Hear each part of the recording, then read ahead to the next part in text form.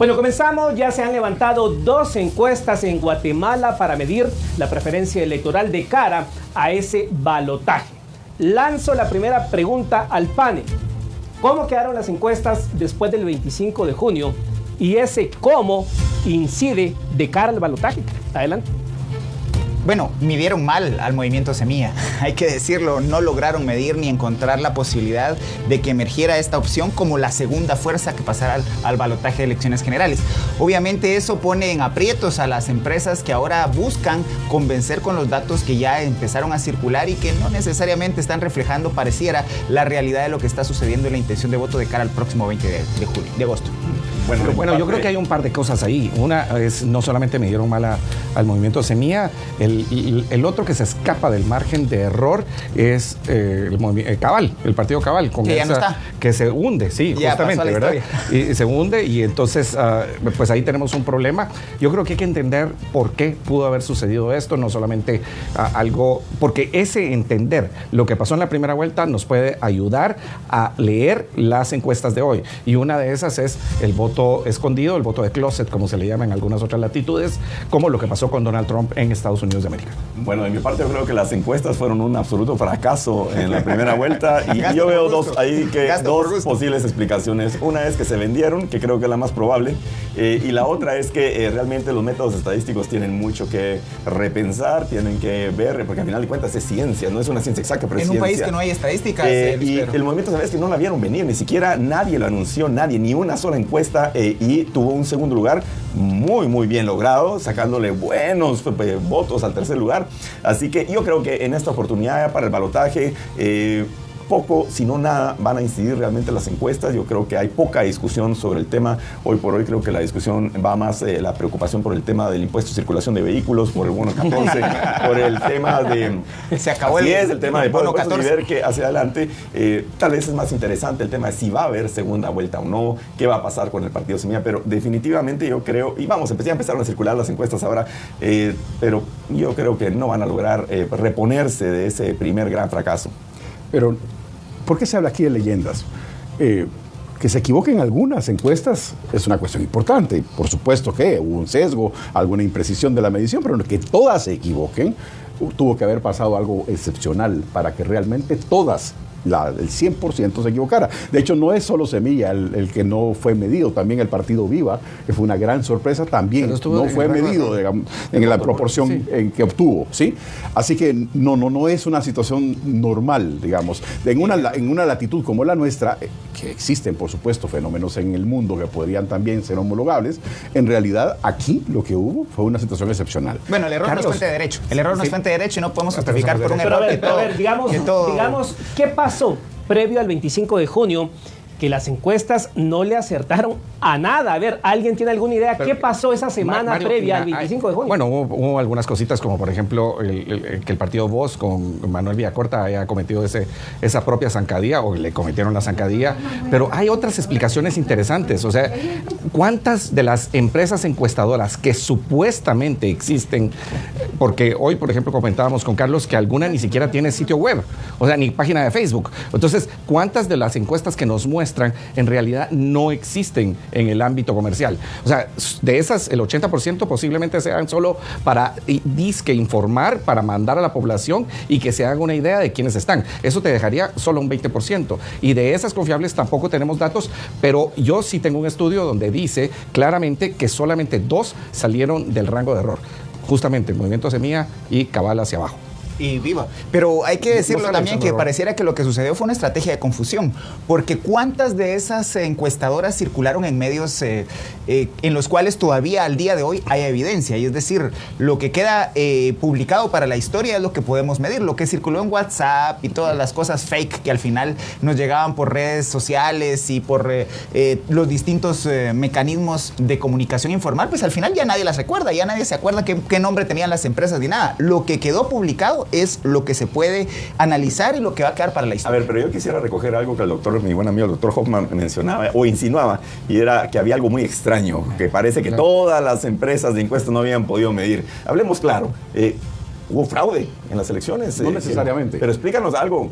Quiero ponerlo sobre la mesa, porque yo sé que muchas personas están alegando que un fenómeno que no fue medido por ninguna de las encuestadoras, pero no la vieron venir. Ponían a Suri Ríos, ponían a Cabal, a Mulet al lado, pegaditos atrás de Sandra Torres, y resulta que ya sacan el quinto y el sexto lugar, de una derrota humillante realmente. Pero el error, Luis Pedro, es en la forma de medir, porque las elecciones fueron ya revisadas doblemente. Entonces, para ti fue error. Para mí fue error de las encuestadoras. No, yo no diría fraude porque ya se revisaron doblemente los resultados. Pero hay una cosa importante en esto, ¿sí? Sí, efectivamente puede haber una situación que no sea electoral, pero también de alguna forma se ha medido en el mundo lo que se llama las sociedades líquidas, que se licúan las sociedades y por una pequeña grieta sale una cantidad de votos impresionante. Sí hay un comportamiento estadístico medible en el mundo que es muy excepcional, sumamente excepcional. Pero Carlos, hay un asunto, no solamente es la medición del primero del TREP, o sea, lo que se ingresó el día de las elecciones, el 25 y el 26.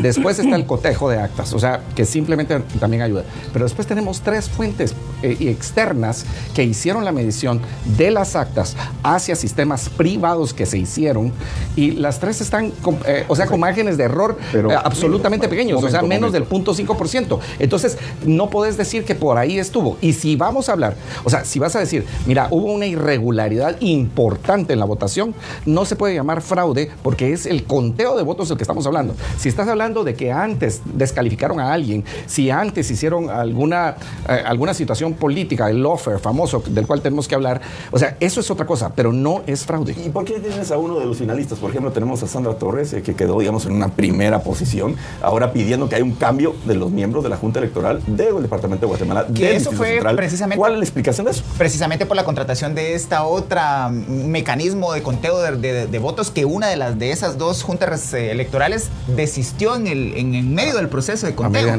Es decir, y eso se anticipó, se dijo con claridad. Y ya lo está investigando el Ministerio Público. De hecho, pero se anticipó. Antes de que se hiciera la contratación, hubo diferentes espacios en los que se discutió. No es necesario, si para eso se gastaron más de 100 millones en el TREP.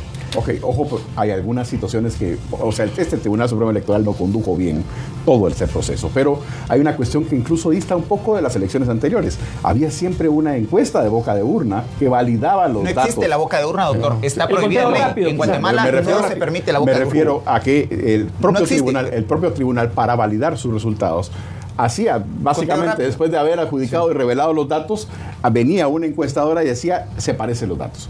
En este caso no lo hubo. Pero no, es conteo rápido. Pero lo que trato de decirles es lo siguiente. Boca de urna nunca se ha hecho. Lo que trato de decirles es lo siguiente.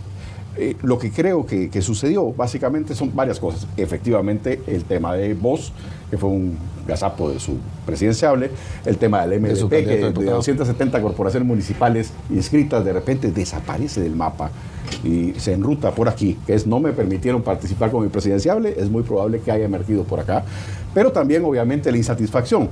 El tema es de que los guatemaltecos se despertaron al día siguiente de la primera vuelta con la absoluta sorpresa, incluso los que votaron por... Bueno, pero 3 semanas antes había otra sorpresa que se llamaba Carlos Pineda.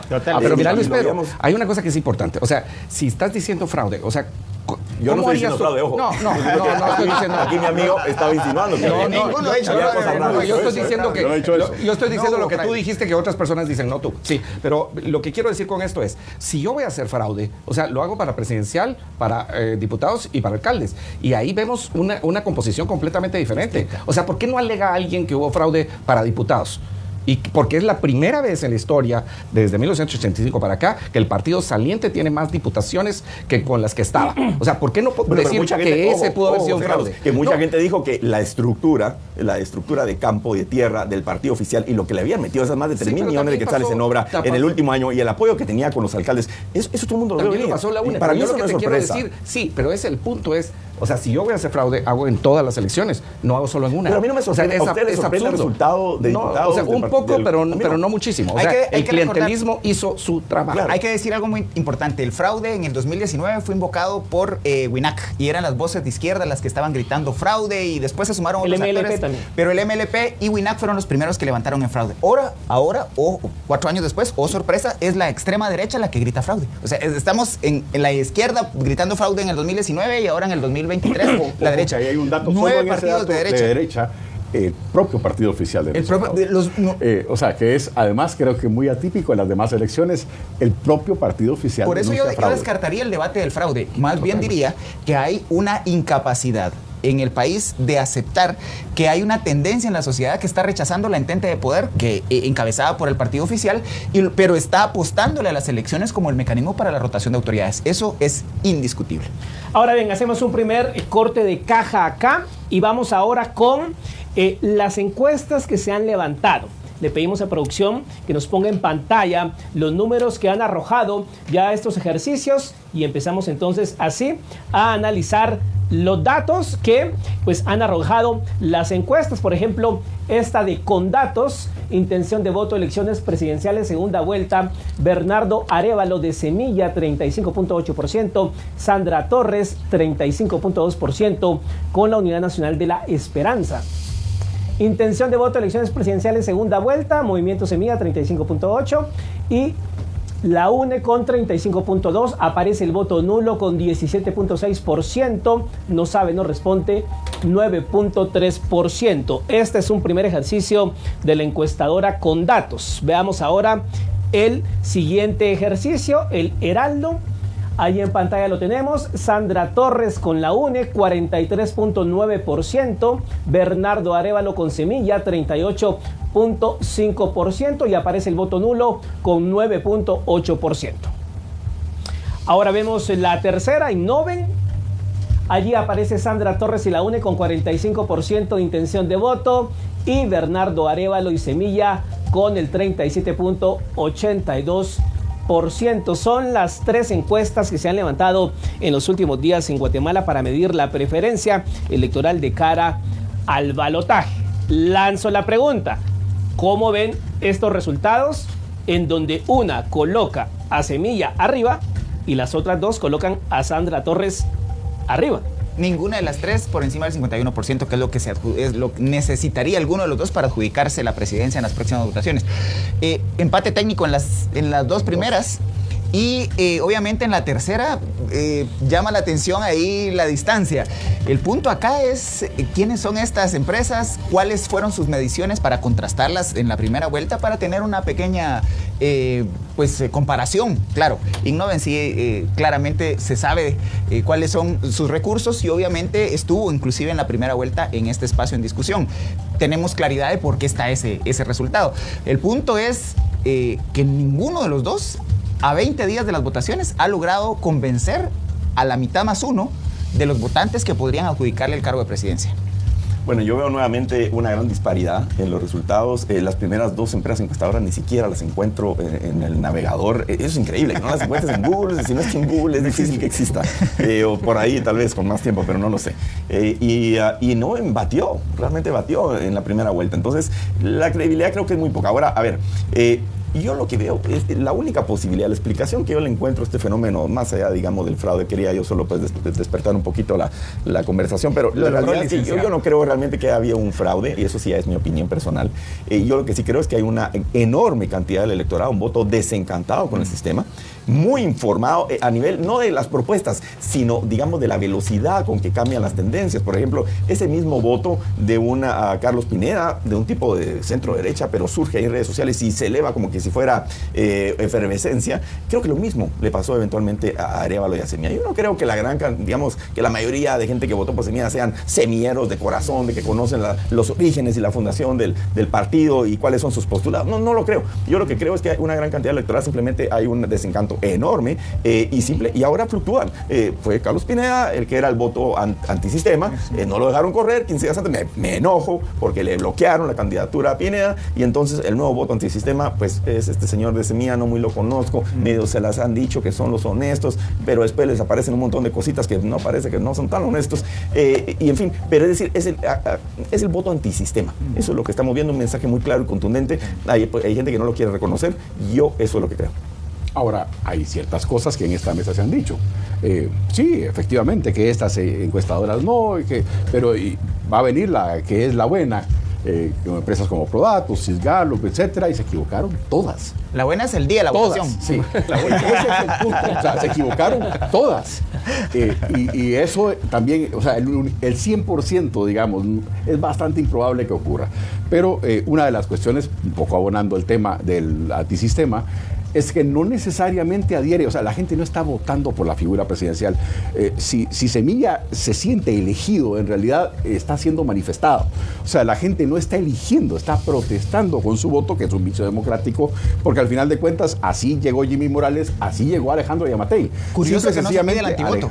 Por eso. Que no se mide el antivoto, porque en esta segunda vuelta el antivoto no va a... Por eso, pero es votar en contra de, ¿verdad? O, pero hay que recordar que Sandra Torres ¿no? llega con un 17% de apoyo y con un 36% de antivoto. Sí. ¿Qué pasó con ese antivoto? ¿Por qué ahora no se mide? ¿Por qué no se está reflejando en las encuestas? Pero porque es en dos de estas una variable que encuestas, cuando ves las prioridades de las personas te puedes dar cuenta del antivoto.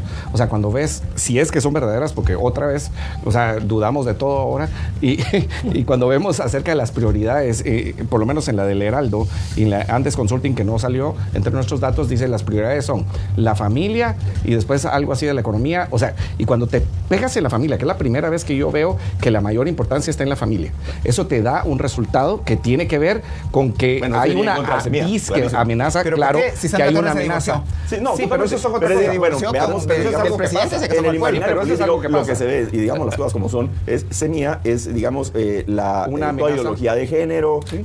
Todos los temas LGTBQ+, no sé qué, y entonces eso metido hasta en los colegios de los niños, el matrimonio, digamos, igualitario o gay, todo ese tema en contra de la familia de ley que dice, y tienes a una Sandra Torres por el otro lado que ya hemos visto sus anuncios, hemos visto sus cortos, hablando de la familia tradicional, en contra del aborto, a favor del capitalismo.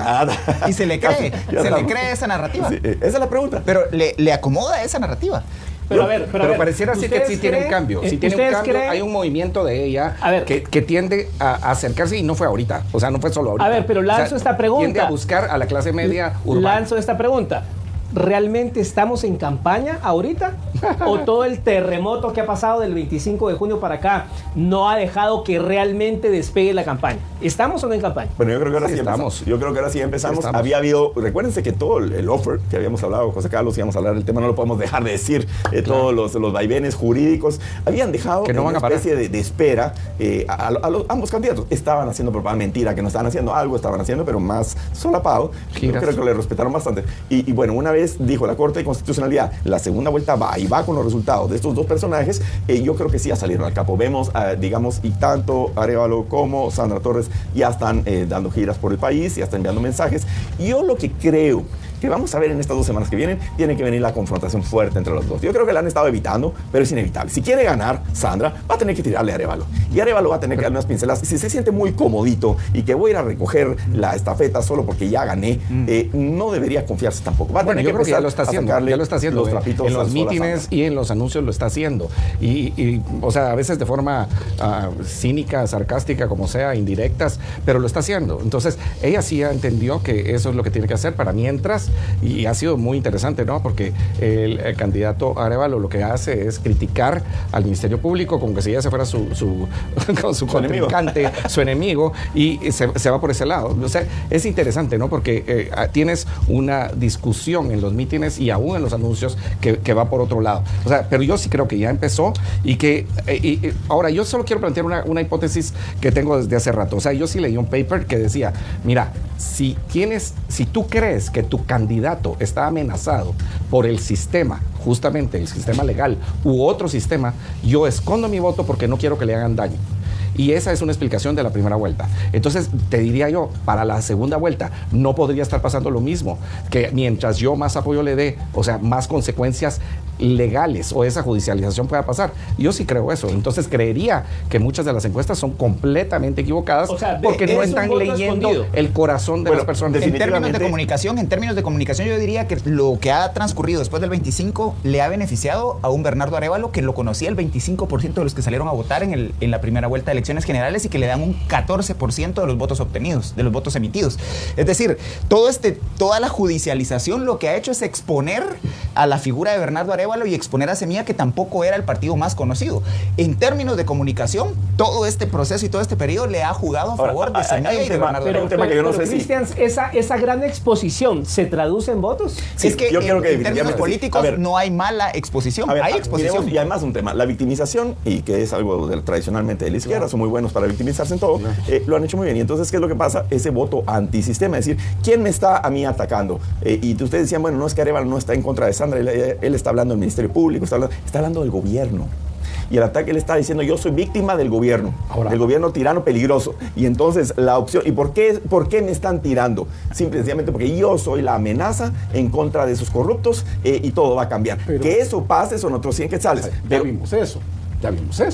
O sea, al final el candidato Pineda, que empezó siendo un candidato retador antisistema, en el minuto en que se victimizó, se desplomó. Lo mismo está sucediendo en este caso. Pero la otra es la congruencia. Ahora tiene que ver la congruencia. Estás diciendo, ahora tienes que decir anticorrupción, anticorrupción, anticorrupción y te sale este clavito. Que no es clavito, pues, ¿verdad? Pero entonces... unas 5,000 firmitas. Solo el 2020% del partido. ¿No? O sea, más muerto el 20%. Cristo, dicen algunos. Entonces, el punto tiene que... Por supuesto, el otro resucitó.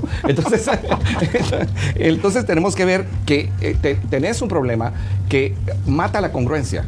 Y hoy por hoy se exige congruencia. Y entonces tienes y aquí estamos un problema de tiempo, para los dos. José Carlos, aquí estamos hablando de tiempo. Evidentemente también el tema de que las personas, digamos, de Semilla no es lo impoluto, lo virginal que se presenta, definitivamente no lo es. La cuestión es los tiempos. ¿Será que va a alcanzar el tiempo para que esa campaña, esos procesos judiciales realmente lleguen a decir, no, pues este candidato no es tan bueno? Y recordemos el pasadito de Sandra Torres también. Pero ella puede haber, tal vez si me permites, ella puede haber cambiado, puede tener definitivamente su propuesta es mucho más mesurada, es más amigable con diferentes sectores. Antes era una Sandra Torres mucho más agresiva, pero bueno, de 10, 15 años esperamos que toda la gente mejore.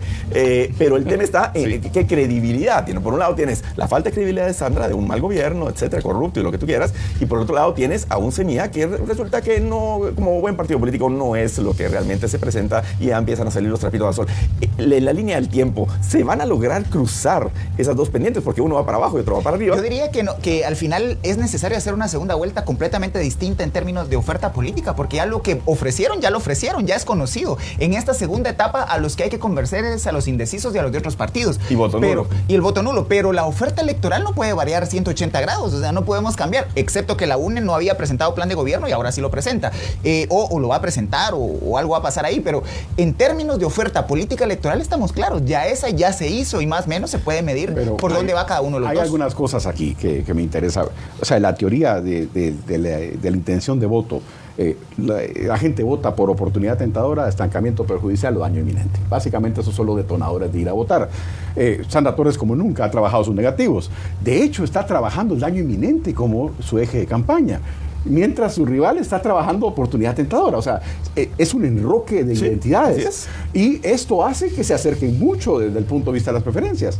O sea, realmente lo que está en esa identidad cambiada, haciendo situaciones que normalmente no esperaríamos de ninguno de ellos. Y el factor tiempo va a ser decisivo. Ahora, tú decías en el tema de propuestas, y yo escuchaba hoy, no te estoy diciendo hace una semana, hoy, en las radios que venía y haciendo trámites en el carro, viendo las propuestas. Los dos partidos están ofreciendo cosas gratis. Por un lado, viene Sandra y dice, bueno, que aquí regresa la bolsa solidaria y te va a regresar lo que das. No entiendo yo mucho ese mensaje, pero bueno, no sé si te regresa lo que ya te quitan, pero no entendí eso. Y por el otro lado, te dice el otro, no, van a haber cuestiones infantiles, van a haber medicinas gratis para todas las enfermedades crónicas. De verdad, la lista Santa Claus es fantástica y las dos propuestas son, digamos, de izquierda. Son muy similares las propuestas. Son muy similares. El tema está aquí, la credibilidad. Sandra Torres viene de un pasado que bueno, ya vimos lo que hizo y entonces ha tratado de ir recuperando credibilidad por el otro lado, Semilla, que empieza tal vez con más credibilidad, pero va para abajo la credibilidad con todos estos procesos y los problemas de esas 5,000 firmitas que parece que no aparecen las personas. Ahora, el problema es qué tanto daño le hace una situación a una propuesta esperanzadora como la que estaba diciendo Carlos. O sea, pues, yo veo, por ejemplo, en el caso de Colombia, que lo que estabas vendiendo, y también en Chile, lo que estabas vendiendo es una amenaza y en lo que te puedes meter en problemas. O sea, ¿qué tanto alcanza para hacer una campaña política en segunda vuelta sin tener una propuesta clara? Yo creo que tienes que tener una propuesta clara, y ahí es donde veo yo un problema para la candidata Sandra Torres. O sea, creo que tiene que ser más propositiva y no necesariamente solamente esa parte de la bolsa solidaria mejorada, si no estoy mal. Sí, o sea, tiene que haber un cambio hacia una diferenciación. Bueno, importante. mira el mensaje que ha puesto, digamos, a lo largo de toda la República Sandra Torres, porque en la semana pasada tiraron estos carteles grandes que dicen dando sin quitarle para dar no hay necesidad de quitarle a alguien, una cosa así, que es una contrasentido, pero bueno. Y la idea es un mensaje como no más impuestos o bueno, nosotros sabemos cómo, pero claro, pero por otro lado tienes a un Semilla que tiene un programa de gobierno, yo sí lo bajé, lo estoy viendo, wow, sí, cumplir un 20% de lo que ofrece Semilla, eso cuesta, no te dicen cuánto, en tiempo y en dinero. Entonces, hay debilidades, José Carlos, hay grandes debilidades técnicas. Si tú ves técnicas, las debilidades de las dos propuestas son enormes, pero ahorita en 15 días el tema va a ser sentimental. Exactamente, y el punto es que ambos partidos, tanto la UNE como Semilla, ambos tienen mayor sensibilidad social y sus propuestas son socialdemócratas, que ya funcionaron en diferentes partes del mundo, que tuvieron sus problemas en algún momento, pero que han funcionado sobre todo para atender a los más necesitados. En el corto plazo, porque después te pasan la factura. Pero al final es necesario atender el corto plazo de alguna manera. Bueno, pero es que si no atiendes el largo plazo, te quiebras. Pasando a otro elemento, no hemos visto como en otras épocas las alianzas. ¿Creen ustedes que no las vamos a ver en esta segunda vuelta o en lo que queda de acá al 20 de agosto pudiese haber alguna alianza pública para sumar apoyos? Es cierto, el voto no se endosa, pero en esto se mandan mensajes de nos están acuerpando. ¿Lo veremos o no? Sería interesantísimo, Mario, ver que 25 partidos que en la primera vuelta de elecciones generales se declararon de derecha, cristianos, pro familia y algunos otros elementos adjetivos, hicieran alianza con los dos partidos socialdemócratas que pasaron. Sería ya vimos el caso de Viva, el caso de Cabal, ellos ya se hicieron para atrás, y el caso de Valor dijeron nosotros no vamos a apoyar a nadie para la segunda vuelta, pero por ejemplo vemos a la candidata Sandra Torres saliendo tengo el apoyo de 270 alcaldes y firmando, interesante, firmó ahí sí que hasta con los exmilitares, y yo no sé qué tipo de compromiso hizo, pero sale firmando ahí un compromiso, no sé qué tipo de compromiso está haciendo. Ella sí está tirando sus puentes. Semilla no, Semilla sigue en su vestido de primera comunión, de decir yo con el pacto de corruptos y que todos son corruptos, no voy a firmar absolutamente nada, yo no voy a negociar con nadie porque aquí solo los decentes estamos y vamos para adelante. No sé si eso les va a funcionar. Yo creo que la soberbia va a pasar factura aquí, porque mientras tanto las fuerzas políticas que son un poco más evolucionadas y saben platicar, saben generar alianzas, saben generar alianzas programáticas, pues en el mejor de los casos, y políticas electorales en el peor de los casos, realmente avanzan cuando hay otros que están en ese aspecto químicamente puro, muy romántico, muy poético, pero que no necesariamente traduce. El problema es que la gente, los ciudadanos, con ese cansancio, ese deterioro que ha habido de la confiabilidad en los políticos, no necesita la alianza de los liderazgos, necesita el TikTok, necesita los mensajes bonitos, la conexión y la individual. racionalidad, sí, lo que hablábamos alguna vez, ¿no? O sea, no es un voto consciente, es un voto racional, que incluye la emocionalidad de estar molesto, estar enojado, pero también de esas amenazas que hay. Entonces, o sea, hay una mezcla y tendríamos que esperar. Ahora, sí, o sea, hay que esperar que realmente la gente se vea comprometida. Yo veo que hay gente que está literalmente comprometida con uno de los candidatos y otros están haciendo campaña por el otro, tal vez no tan convencidos, pero con un miedo terrible hacia la otra propuesta. A ver, indudablemente la facilidad de gestionar que tiene Sandra Torres es mucho más grande que la de un Bernardo Arévalo, que inclusive como diputado en Congreso de la República fue un diputado bastante retraído, bastante callado, bastante ausente. Bueno, ahí atrásito, cuando se ponía atrás de la foto, cuando Semilla hacía sus actos.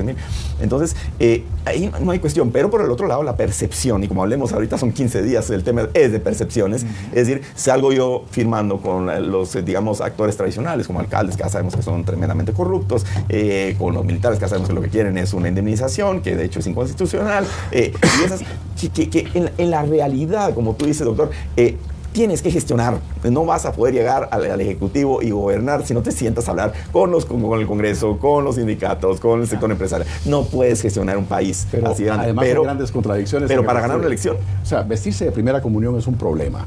porque de alguna forma pasaron proyectos de ley y situaciones que van en el límite justo de lo que están negando ahora, ¿no? En el tema de la educación sexual, en el tema de las libertades para, digamos, abrir la puerta un poco para el aborto, etcétera. O sea, van en situaciones límites que ahora empiezan a moderarse y a negar. Esto tampoco es una buena situación. De alguna forma, el guatemalteco es muy conservador y hay que tener mucho cuidado con eso, ¿no? Porque el guatemalteco además no es una revolución de país, es una revolución urbana y del departamento de Zacatecas. Sí, de hecho ya ya han vimos, puesto presidentes. Sí, ya vimos, han nombrado presidentes en ya la vimos cultura que democrática. fue, digamos, el resultado grande del potencial semilla fue Guatemala, Zacatepec, Chimaltenango y un poco Quetzaltenango, los centros urbanos grandes. Yo veo que además de eso, o sea, la propuesta en contra, o sea, campaña negra ha habido de los dos lados. He visto que alguna gente solo quiere ver un lado de la campaña negra, como quien dice, yo estoy a favor de este, entonces no miro la otra campaña negra. Yo he visto campaña negra para los dos lados, pero a medida que pasan los días, veo también que hay un poco más de análisis acerca de la propuesta de plan de gobierno de ambos. Por ejemplo, la propuesta de decir, bueno, el gasto se va a incrementar 200% o 300% para lograr lo que ahí dice que se espera. Crecimiento del 10% del PIB, que no se va a dar de un año para otro, ni menos en 2 años seguidos con la propuesta que está. Pero también empiezas a analizar algunas otras cosas, como por ejemplo la propuesta de ley esta que dice, por supuesto que hay un dato ahí interesante antes, pero dice, garantizar la inclusión y la profundización de una perspectiva holística y no exclusivamente centrada en biología. O sea, y después estás negando el asunto. O sea, es un tema cuando LGTBQ tienes, clarísimo.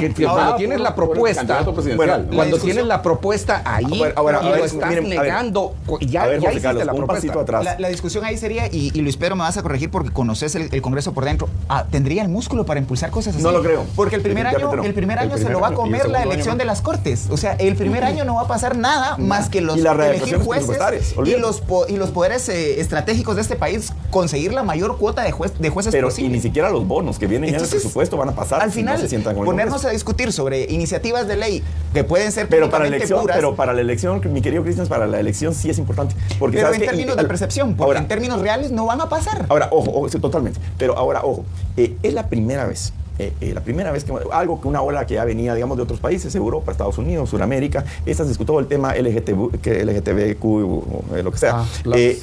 Al final del día se volvió ya un tema de discusión. La protección a la familia, la famosa Agenda 2030, que no sé exactamente qué significa eso, pero la ideología de género sí. Ese tema no era. Yo participé en dos elecciones, digamos, la campaña del año 2011, la campaña del año 2015, eran temas que, bueno, sí, le preguntaban a uno al final del foro, mira, ¿qué piensa del matrimonio igualitario? Pues sí, ahora bien, pero no era un tema central. Ahora bien, sí. tomando en cuenta estas líneas, digamos, acá que va a jugar los centros urbanos, los rurales, o sea, ¿cuál va a ser la correlación de fuerzas? Y ojo, en esta campaña hay que tomar el factor redes sociales. ¿Cómo va a ser entonces la victoria?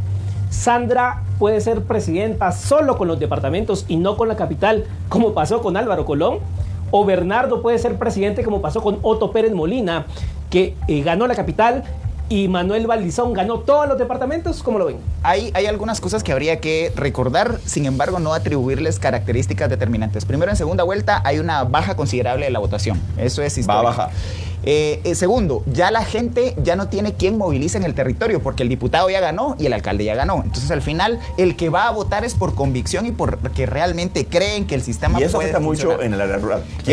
Si no te llevan el transporte, si no te pagan la comida, olvídate. ¿Y si en el área rural, la ventaja que tiene San Torres en ese sentido, porque su fuerte es el área rural, es que el invierno realmente ha sido, con algunas excepciones, relativamente suave. Pero Luis Pedro, ya no es la UNE de hace 4 años, es decir, de hace 8, digamos. Ya no tuvo 200 alcaldes. Ahora, en los centros urbanos, la realidad es que aunque Santa Torres, sí, hay mucha gente que dice, sí, Santa Torres es muy mala, pero el otro es peor. Y toda mi vida dije que jamás en la vida votaría por Santa Torres y me va a tocar ir a votar por Santa Torres. Esa es una cuestión importante. Eso en los centros urbanos está pasando. Los peros empezaron a generarse. O sea, si me gusta o no me gusta, pero. Y esto tiende a la subida o a la bajada de los candidatos. Yo pienso que si fuera el reflejo, las encuestas que hemos visto en pantalla, una realidad, en realidad lo que estamos en este momento son convicciones contrapuestas, en donde ya no hay una distancia muy apreciable y que realmente va a funcionar como una situación que en este momento, si eso fuera exacto, una paridad completa. Ahora, Hay una de las encuestas, la de Andes Consulting, que no está, por cierto, que decía que en lo urbano está por arriba, lo cual es lógico, Sandra Torres, y en lo urbano, Bernardo Arévalo, y en lo rural, y Sandra Torres, disculpe. Ya me estás asustando. Pero el punto tiene que ver justamente con lo que estábamos diciendo, ¿no? O sea, es más difícil trasladarse en lo rural que trasladarse en lo urbano. O sea, tienes mejores medios de comunicación, tienes más oportunidad de poder salir, ir y regresar y terminar con el voto. O sea, y entonces eso le da una ventaja a la parte urbana. O sea, obviamente. Y después de eso, es la segunda vez que tenemos una votación, es una segunda vuelta en agosto. O sea, antes era en octubre cuando o estábamos con alguna situación de muchas lluvias por culpa del fenómeno La Niña, porque se retrasaba el invierno, pero ahora en agosto vamos a estar en el posible regreso de la canícula. O sea, ahí hay una posibilidad de que todavía pueda ser favorable para Sandra, y por eso es que está firmando con los alcaldes. Está firmando con los alcaldes porque la amenaza para los alcaldes es que no les den plata para ejecutar, y el compromiso, pero el compromiso es, ¿sí?, tráigame a la gente para votar. Ahora, miren, también no me dejarán mentir que cualquiera de las dos opciones no va a llegar con un 8 o 9% del total del padrón. De verdad, es que realmente digamos, va a llegar con mucha debilidad a gobernar. En el caso de Bernardo Arévalo, lo analizamos el otro día cuando hicimos el análisis, valga la redundancia, de la conformación del Congreso de la República. Sí. Sería bien difícil gobernar. Pero, Luis Pedro, hay que recordar que este país no se gobierna con partidos políticos. En este país, las dinámicas de poder real se distribuyen en estructuras, pero se distribuyen en estructuras corporativas en donde hay cuotas bien identificadas de control institucional. Entonces, al final, el partido funciona y sirve para las elecciones y para gestionar esa dinámica, pero al final pero no veo el abujelamiento, pues, de las masas que acompañan a su presidente. No, para nada. De hecho, ni siquiera pudieron juntar en el paro anunciado una situación. De hecho, para el día de hoy habían anunciado, por ejemplo, a favor de Semilla aquí en la capital, que iban a una marcha a favor de Semilla por todo lo que le está haciendo el Tribunal Supremo Electoral. Llegaron 8 personas, ¿verdad? No es un fanatismo tampoco, no es una convicción. La gente de verdad, como les decía en el inicio, está más preocupada del impuesto, fin de mes, de la canasta básica, de verdad. Y ya el tema político, el desgaste es absoluto. Además que hubo apatía y siempre dijimos que estas elecciones habían sido unas elecciones sosas, en donde no se había despertado la emotividad del electorado. Nadie lo logró, ni los dos que están en la segunda vuelta de elecciones generales. Yo lo subió para el voto en contra del sistema.